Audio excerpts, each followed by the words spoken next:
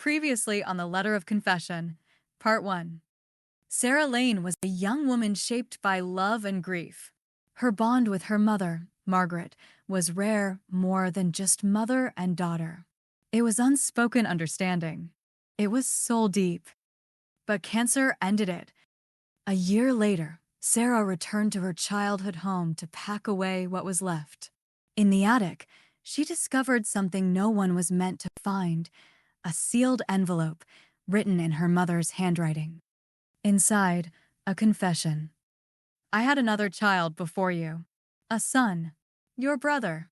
If you're willing, the clues are in the red journal in my nightstand. In that journal, she found heartbreak, clues, and a name: Benjamin. Her search for him consumed her. Days blurred. Nights turned cold. Hope burned into obsession. Then one rainy night, in a library outside Ballarat, she found it. Benjamin Whitmore, adopted January 1996, born in Melbourne. She drove through the storm to meet him. And as she stood outside the quiet house, heart pounding, soaked to the skin, she knocked. What she was about to experience was something she never expected. The Letter of Confession, Part 2. Sarah Lane was knocking the door, and then a man answered the door.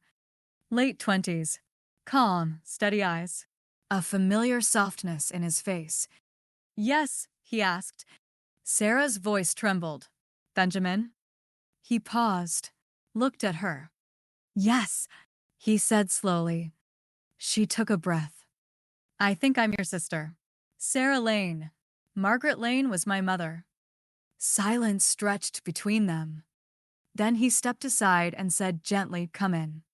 Inside, they sat across from each other, the room warm but the air heavy with emotion. He told her he always knew he was adopted, that he felt a void his entire life, that he dreamed someone would come for him one day. When she handed him the letter, he cried. And for a moment, everything felt right. But feelings can lie. In the days that followed, cracks began to show. He asked questions, too many questions, about her mother's estate, about whether Sarah had inherited anything, about who else knew she found him. He avoided speaking about his past, his childhood, his memories. Sarah's heart, still fragile, wanted to believe. But her instincts, the ones her mother told her to trust, began to stir. And then she found it. A second letter, hidden in the back of the red journal. It wasn't for her. It was addressed to Benjamin Whitmore, to be opened after Sarah finds you. But Sarah opened it anyway. Sarah, if someone finds you claiming to be Benjamin, be careful. The adoption was closed. I never knew where he was placed. You are the heir to your grandfather's estate. I fear someone else knows now. Trust your instincts. Her blood went cold. She searched public records, online databases, and there it was.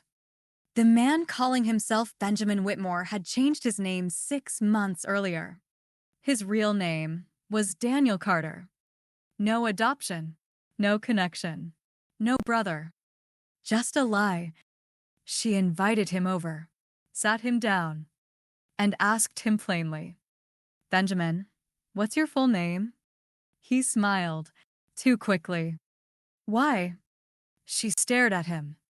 Because Margaret left a second letter. He didn't even flinch. The mask fell. I needed the money, he said. The story fit.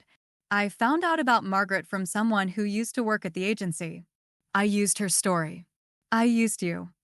Her heart cracked, but it didn't collapse. That night, she called the police.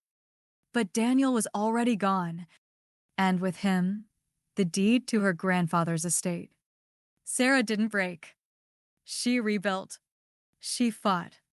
She searched. And nearly a year later, a package arrived. Inside was the missing deed, and a photo of Daniel Carter in handcuffs. He'd been arrested in Perth, caught trying to sell forged estate documents.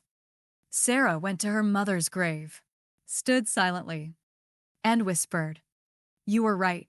I trusted my instincts." But even as she walked away, one question echoed louder than ever. If Daniel wasn't Benjamin, where was her real brother? To be continued.